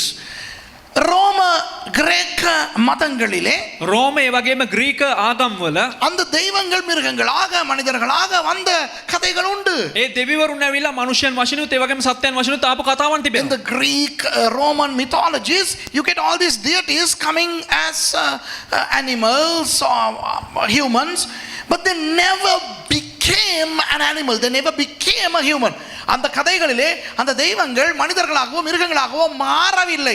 ඒ කතාවන් වල ඇවිල්ලා ඒ මිනිසයන් ඇවිල්ලා ඒ කියන්නේ මිනිසයන් සත්‍යයන් ලෙසත් මිනිසයන් දෙවියන් ලෙසත් ලෙස මාරුනේ නැහැ. உலக சரித்திரத்திலே ஒரே ஒரு தடவை ලෝක ඉතිහාසයේ එකම එක වතාවක් ஒரே ஒருவர் வந்தார். එකම එක පුද්ගලයෙක් පැමිණියා. ஒரு பிள்ளையை போலவே பிறந்தார். එක ළමෙක් ලදරුවෙක් වශයෙන් ඉපදුණා. ஒரு குழந்தை அழுவது போலவே அழுதார். එක ලදරුවෙක් කොහමද අඬන්නේ ඒ වගේ ඇඬුවා. நாங்கள் வளருவது போலவே வளர்ந்தார். අපි වර්ධනය වෙනවා හා සමානව වර්ධනය වෙනවා. எங்களைப் போலவே பசி, தாகம், களைப்பு, கோபம், எரிச்சல், அன்பு எல்லாம் வந்தது. අපිට වගේ බඩගිනි වීම ඒ වගේ මහන්සිය ඒ වගේම ආදරය ඒ වගේම දුක මේ හැම දෙයක්ම ඔහුට පැමිණියා. அவருக்கு உள்ளே தெய்வம் என்ற ஒரு விஷயம் இருக்கவே இல்லை. ඒ කියන්නේ ඔහුගේ අතුලාන්තයේ දෙවි කෙනෙක් කියන ඒ தત્ත්වය තිබුණේම නැහැ. ஆனால் அவர்தான் தெய்வம். නමුත් ඔහු තමයි දෙවියන් වහන්සේ. ஆனால் அவர் தெய்வம் இல்லை. ඒ කියන්නේ ඔහු දෙවියන් නෙමෙයි. ஆனால் அவர்தான் தெய்வம். නමුත් ඔහු දෙවියන් වහන්සේ. இது எப்படி ஐயா මේක புரியுது? කොහොමද තේරෙන්නේ? So once in the entire history, one person was born as a baby just like all other babies, grew up like all of us, had all the feelings, good and bad, anger, hunger, sadness, joy, everything. He was not at all a God, but he was the God. புரியுதா? තේරෙනවද? புரியுதில்ல. තේරෙන්නේ නැහැ. இதுதான் ரகசியம். මේක තමයි රහසය. இது ஆச்சரியம். புரியாது. මේක තමයි ආශ්චර්යමත් දේ. තේරෙන්නේ නැහැ. புடி. ඒක කොහොමද? தெரியாது. දන්නේ නැහැ. இயேசு சாமியா? යේසුස් වහන්සේ දෙවියන් වහන්සේද? ඔව්. அப்ப அவர் இங்க இருக்கும்போது அவர் மனுஷன் தானே? එතකොට මෙහි ඉන්නකොට මිනිස්සු නේද? ඔව්. அப்ப இங்க இருக்கும்போது அவர் சாமி இல்ல தானே? එතකොට මෙහි ඉන්නකොට දෙවියන් වහන්සේ නෙමෙයි නේද? ඔව්. ஆனா அவர் தானே சாமி? නමුත් එයා නේද දෙවියන් වහන්සේ? ඔව්. கண்ணுக்கு இடிக்குதே. கணம் හරියන්නේ හරියන්නේ නැහැ නේ. அதுதான் ரகசியம். ඒක තමයි රහස. அதுதான் ஆச்சரியம். ඒක තමයි පුදුම දේ. கணக்கு புரிஞ்சா அதுக்கு பேர் ரகசியம் அல்ல கண்ணுக்கு. ඒ කියන්නේ ගණන් තේරුණා නම් ඇවිල්ලා ඒක ඇවිල්ලා ගණන් கணம். හරිද? 2 2 4 தானே? 2 2 4යිනේ. 2 2 5னா 2 2 5යි නම් அது பிள்ளை. ඒක වැරදි. பிள்ளையா இருந்தாலும் அதுதான் சரினா ඒ කියන්නේ වැරදි නා ඒක ආපහු හරි කියනවා නම් எங்கேயோ இடிக்குது. ඒ කියන්නේ මොකක් හරි වැරද්දක් அது තියෙනවා. மாதிரி தான் இது. ඒ වගේ තමයි මේකත්. Jesus is the greatest mystery in history. Okay? இயேசு தான் சரித்திரத்திலேயே பயங்கர ஆச்சரியம். ඒ කියන්නේ යේසුස් වහන්සේ තමයි ඉතිහාසෙම ඇවිල්ලා භයානක පුදුම දේ. அவரை උන්වහන්සේව ஒரு சாதாரண மனுஷனாவே நிரூபிச்சு முடிக்கலாம் தெரியுமா அது? නිකන් සාධාරණ මිනිහෙක් ලෙස ඇවිල්ලා අපිට ඔප්පු කරන්න පුළුවන්. You know, we can prove that Jesus was not at all deity. He was 100% human. We can prove that. Do you know that? எங்களுக்கு முடியும் அவர் அப்படி நிரூபிக்க. අපිට පුළුවන් ඇවිල්ලා අපිට එහෙම සිර කරලා කියන්න ඇවිල්ලා උන්වහන්සේ මිනිහෙක් පමණ දේවත්වයක් නැහැ කියන. அதே போல இயேசுவ 100% தேவன் என்றும் நிரூபிக்க முடியும். ඒ වගේම 100% උන්වහන්සේ දෙවි කෙනෙක් කියලා ඔප්පු කරන්න පුළුවන්. We also can prove that he was 100% God. But the problem is, பிரச்சனை என்னன்னா ප්‍රශ්නේ මොකක්ද කිව්වොත් இதுவா அதுவா. මේද එයද? இதுவா இருக்கும்போது அது இல்ல. ඒ කියන්නේ මේක තියෙනකොට ඒක නෙවෙයි. அதுவா இருக்கும்போது இது இல்ல. ඒක තියෙනකොට මේක නෙවෙයි. ஆனா இதா இருக்கும்போது அதுவும் இருந்தது. නමුත් මේක තියෙනකොට ඒකත් හිටියා. அதா இருக்கும்போது இதுவும் ඒක இருந்தது. වෙලා තියෙනකොට මේකත් හිටියා. ரெண்டும் தான். දෙකම තමයි. ஆனா ரெண்டுமே இல்ல. නමුත් දෙකම නෙවෙයි. புரியுதா? තේරෙනවද? இல்ல தானே? නෑ නේද? இவ்வளவுதான். අච්චර තමයි. අනිත් කාරණාව. Right? வணங்குதா? இயேசுவை புரியாது. We can't understand Jesus. We can squeeze our brains and put the brains in the washing machine, wash it, dry it and put it in the microwave, heat it up, still we will not understand. கடைசி අවසාන වශයෙන් எபிரேயர் 12:11. හෙබ්‍රේව් Hebrews chapter 12 and verse 11. හෙබ්‍රේව් 12 වෙනි පරිච්ඡේදය 11 වෙනි පදය. කිසි දඬුවම් ලබන කල ඒක ශෝකයකට මිස ප්‍රීතියට කාරණාවක් මෙන් පෙනෙන්නේ නැත. නමුත් පසුවෙන් පෙළුණු තැනැත්තන්ට ධර්මිෂ්ඨකමේ සමාදාන ඵල හටගන්නේය. எந்த சிற்சையும் தற்காலத்திலே சந்தோஷமாய் காணாமல் துக்கமாய் காணும் ஆகிலும் பிற்காலத்திலே அதிலே பழக்கப்படுகிறவர்களுக்கு அது நீதியாகிய சமாதான பலனை தரும். No discipline seems pleasant at the time, but painful. Later on, however, it produces a harvest of righteousness and peace for those who have been trained by it. Suffering, துன்பம். කියන්නේ දුක, වේදනාව. துன்பம் இன்றைக்கு கிறிஸ்தவர்களுக்கு இருக்கிறது, எங்களுடைய வாழ்க்கையில் இருக்கிறது. ඒ කියන්නේ මේ දුක කියන එක මේ අපි ක්‍රිස්තියානි කාරයන්ගේ ජීවිතේ තිබෙනවා. இப்போ பாருங்க, எத்தனை பேர்கிட்ட பண பிரச்சனை இருக்குது. கையை குத்தி காட்டுங்க, பண பிரச்சனை இருக்காங்க. நானே தைய දැන් தூக்கிட்டேன். කී දෙනෙකුට ඇවිල්ලා මුදල් ප්‍රශ්න තියෙනවා, ආර්ථික ප්‍රශ්න. අතෝසල පෙන්නන්න බලන්න. ஓகே, கை தூக்கி கீழே போடுங்க. எத்தனை பேருக்கு உடம்புல ஏதாவது ஒரு சுகம் இல்லாதது කී இருக்கு? දෙනෙකුට ඇවිල්ලා ශරීරයේ සින්නදෝ මොකක් පෙරස. හරි මේ පොඩි හරි ලොකු හරි දෙයක් අසනීපව තිබෙනවද? අසනීපව කවුරුන් ඉන්නවද? කැස්සක්, හෙම්බ්‍රිසාවක්, විසිරාදයක්, කට්ටක් ඇනිලා, ඇණයක් ඇනිලා. Right, okay. எத்தனை பேர் கடந்த ஒரு மாசத்துக்குள்ள அல்லது ஒரு வாரத்துக்குள்ள கவலைப்பட்டீங்க ஏதாவது ஒரு காரணத்துக்கு? කී දෙනෙක් පසුගිය මාසෙ තුල මොකක් හරි දෙයකට ඇවිල්ලා මේ දුක් වුණේ? பண பிரச்சனை இருக்கு, මුදල් ප්‍රශ්න තියෙනවා, வியாதி, රෝග තිබෙනවා, துக்கம் இருக்கு. දුක තියෙනවා. ஆனா பேர் என்ன? නමුත් නම මොකද්ද? கிறிஸ்தவர்கள். ක්‍රිස්තියානි කාරයන්. ரட்சிக்கப்பட்டிருக்கிறீங்க. ගැලවීම ලැබලා තියෙනවා. என்ன என்ன இது அர்த்தம்? මොකද්ද මේකේ තේරුම? Why do you need to suffer? Come on. Financial lack is a suffering. Physical ailment is a suffering. Sadness is an expression of suffering. So I see a suffering bunch here, and with me we are all suffering. But we are called Christians. எல்லாரும் துன்பப்பட்டு இருக்கோம். காசு இல்லைன்னா துன்பம், මේ හැමදේනම විඳවන වෙලා මුදල් නැත්තම් විඳවනවා. உடம்புக்கு சுகம் இல்லைன்னா துன்பம். ශරීරයට මේ සුවේ නැත්තම් ඇවිල්ලා විඳවනවා. இல்லையா ராஜி? பாருங்க, பாவம், நம்மளாவது துன்பத்தை அடக்கிட்டு இருக்கோம், ஊழி வச்சுக்கிட்டு இருக்கு. බලන්න අපි හරි මැඩපොත්තක ඉන්නවා. සහෝදර රජිට එහෙම බෑ. இங்க நானும் கால் வீங்கி போய் நிக்க முடியாம நின்றுகிட்டு இருக்கேன். මගෙත් කකුල ඉදිමිලා මටත් මේ හිට ගන්න බැරුව ඉන්නේ. சரியா? ஆகவே துன்பம். ஆனால் என்ன என்ன சொன்னாங்க ரட்சிக்கப்பட்ட போது? නමුත් අපි ගැලවීම ලබනකොට අපිට මොනවද කිව්වේ? අපිට මොනවද අහන්න ලැබුණේ? வேதனையா, වේදනාවද, பிரச்சனையா, ප්‍රශ්නයද, நோயா, ලෙඩද, பேயா, මේ යක්ෂයද, குடும்பத்துல சமாதானம் இல்லையா, පවුලේ සමාදානෙ නැද්ද, தொல்லையா, கஷ்டங்களா, வாண்ணா කරදරද, ප්‍රශ්නද එන්න කියලා කිව්වා. வந்தோம். ආවා. இங்க எல்லாம் இருக்கு. මේ ඔක්කොම ඉන්නවා. என்ன இதுக்கு அர்த்தம்? මොකද්ද මේකට What අර්ථය? is the meaning of this? When they preached the gospel to us, they said, come, the Christianity is wonderful. If you have ailments, if you have demons, if you have problems, if you have financial deficiencies, you come. But after we come here, we still have those things. இதுதான் அடுத்த ஆச்சரியம். මේක තමයි ඊළඟ පුදුම දේ. இந்த துன்பமே இருக்குதே எங்களுக்கு. මේ විඳවීමම අපිට තිබෙනවනේ. எனக்கு ஜோக்கா இருக்கும் சில தீர்க்கதரிசிகளோட தீர்க்க தரிசனத்தை கேட்டா. සමහර අනාගත වක්තුරුන්ගේ අනාගත වාක්‍ය අපව මට විහිළුවක් වගේ තියෙනවා. I laugh my head out when I hear some prophecies of some people. மகனே, පුත්‍රය, இன்றிலிருந்து உன் துன்பங்கள் எல்லாம் தீர்ந்தது. හත ඉඳලා ඔබගේ දුක සියල්ලක්ම ඉවත් වෙනවා. கிழிஞ்சது. ඉරිලේ. கேள்வி விட்டுறீங்களா? අහලා තියෙනවද? ஐயோ அம்மா வச்சு பில்டப்ப கொடுத்து, மகனே පුතේ. கர்த்தர் சொல்லுகிறார், ස්වාමීන් වහන්සේ කියනවා, இன்று உனக்கு ஒரு வாசலை திறக்கிறேன். අද පටන් ඔබට දොරටුවක් විවෘත කරනවා. வணங்குதா? තේරුණාද? அவருக்கும் தெரியாது, ඔහුට දන්නේ නැහැ. கேட்கிறவனுக்கும் தெரியாது. අහන එක්කනට දන්නේ නැහැ. மேல இருக்கிற பிதா குமாரனை பார்த்து கேட்பாரு, யூ ஓப்பன். උඩ ඉන්න පියාණන් වහන්සේ පුත්‍රයන් වහන්සේ බලගෙන ඔයා ඇරියද? குமாரன் சொல்வார், நோ. கீழ இருக்கிற ஆவியானவர்ட்ட வேலையா இருக்கும். පුත්‍රයන් වහන්සේ කියනවා නෑ, පල්ලෙහා ඉන්න இவர் ආත්මයන් இங்க වහන්සේ. சொல்வார், මෙයා යට ඉඳලා කියනවා නෑ කියලා. ஏன் இந்த மாதிரி கள்ள தீர்க்கதரிசனம் விடுறானுங்க? ඇයි මෙහෙම බොරු අනාගත වාක්‍ය ඇති කරන්නේ? ஒரு நாளும் இந்த உலகத்திலே வாழும் போது එක දවසක් හරි මේ ලෝකේ ජීවත් වෙනකොට ஆண்டவராகிய இயேசு சொல்லவில்லை, දෙවියන් වහන්සේ වූ යේසුස් වහන්සේ කිව්වේ නෑ, என்னை பின்பற்றி வருகிறவனுக்கு நான் பனிசும் வாழைப்பழமும் கொடுப்பேன். මාව අනුගමනය කරන අයට මම බනිසුත් කෙහෙල් කෙලිත් දෙනවා කියලා. என்ன சொன்னார்? මොනවද කිව්වේ? சிலுவையை தூக்கிட்டு வா. මේ කුරුසිය රැගෙන එන්න කියලා කිව්වේ. Jesus never promised bun and banana, when you follow him, but he promised a cross, and cross is heavy, painful, stinking, dirty, very hard to bear. சிலுவை என்பது කුරුසය කියලා කියන්නේ இந்த அழகா நாங்க மாட்டிக்கிட்டு இருக்கோமே கழுத்துல அது அல்ல. අපි ලස්සනට එල්ලගෙන ඉන්නවනේ බෙල්ල ඒක නෙවෙයි. நாரும் ගඳයි, பாரம் බරයි. அழுக்கு මේ அசுத்த අශුද්ධ දෙයක්. பெரிசுதுனே அருது அப்படி ஒரு பயங்கரமான வாழ்க்கை தான் ඒ වගේ භයානක ජීවිතයක් තමයි. கிறிஸ்தவம் என்பது துன்பமான வாழ்க்கை. ක්‍රිස්තියානි කියන්නේ ඇවිල්ලා ඒක කරදර රහිත වූ ජීවිතයක්.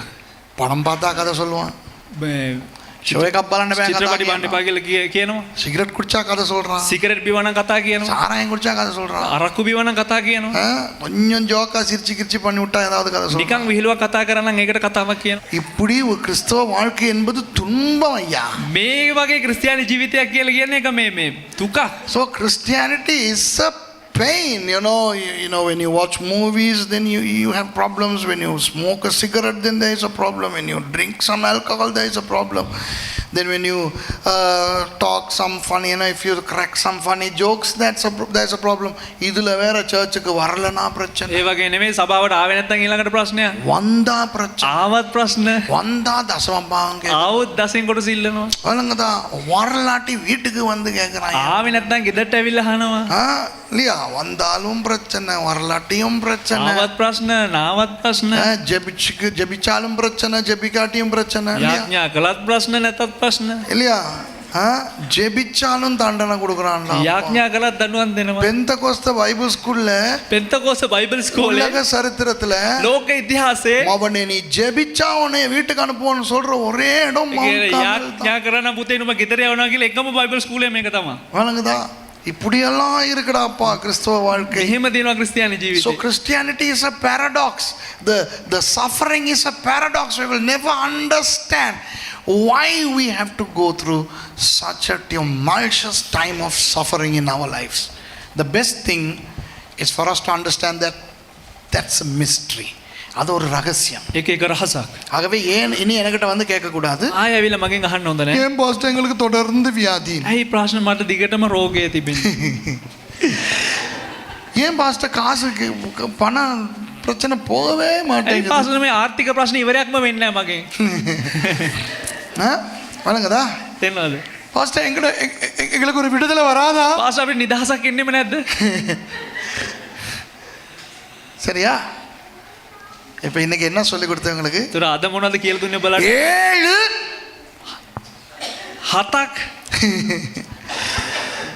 7 things that we don't understand. முதலாவது, ප්‍රථම දේ ඇවිල්ලා නොතේරෙන බුදු கெட்டவன் எல்லாம் நல்லா இருக்கிறான், கெட்டவன் எல்லாம் நல்லா இருக்கிறான், නරකයි ඔක්කොම හොඳට ඉන්නවා. ஏன் அவன் எல்லாம் நல்லா இருக்கிறான்? ඒ කටේ හොඳට ඉන්නේ. சரியா, ரெண்டாவது, දෙවනුව இந்த புதிய கிறிஸ்தவன் ரட்சிக்கப்பட்டவன் புது மனுஷன் இவன் ஏன் சர்ச்சுக்கு வர்றான் காணிக்க கொடுக்குறான்ல இருந்த வாக்கல பின் வாங்குறான், ஏன் கிறிஸ்தவன் இப்படி இருக்கிறான்? ඇයි මේ අලුතෙන් ගැලවිලා ආපු අය සභාවට එන්නේ නැත්තේ? එන්නේ නැතුව ඉන්නවා, එනවා දසෙන් කොටස දෙනවා දෙන්නේ. ඇයි මෙහෙම ඉන්නේ? காற்று. සුළඟ. மூணாவது, තුන්වෙනුව ஆண்டவருக்கு அவ்வளவு வசதி எல்லாம் இருக்குதே, දෙවියන් වහන්සේ එච්චර පහසුකම් තිබෙනවා. ஏன் கொடுக்குறாரு இல்ல? ඇයි උන්වහන්සේ දෙන්නේ නැත්තේ? தெரியாது. දන්නේ නැහැ. So why does God not give us having all the goodies with him? Why doesn't he give us? We don't know. சபை எடுத்துக்கொள்ற பத்தி சொல்லுங்க பாஸ்டர். සභාව ඔසව ගන්නකොට කියන්නේ. ராப்சர் பத்தி பேசுங்க பாஸ்டர். සභාව ගැන කතා කරන්න පාස්ටර්. தெரியாது. දන්නේ නැහැ. We don't know about the rapture. But it's there. அது இருக்கு.